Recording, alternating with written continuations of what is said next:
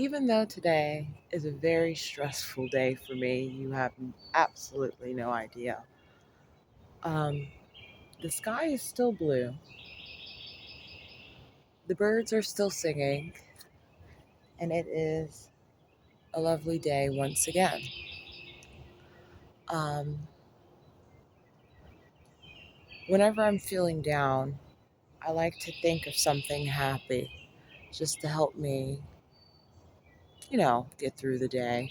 And however you start your day, either you start your day or your day will start for you. And I'd like to start the day off in a positive note.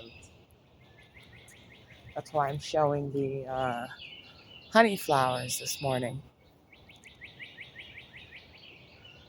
Most of the bees have pollinated most of the flowers.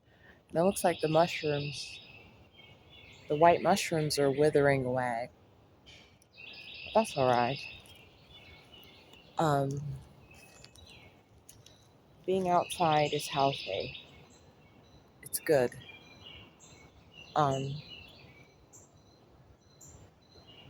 Hearing the wonderful nature and the wonderful birds is absolutely fine. Glorious. Um, yeah, that's pretty much the gist of it, I suppose. The gist is to have a very nice day because it is also a very nice day.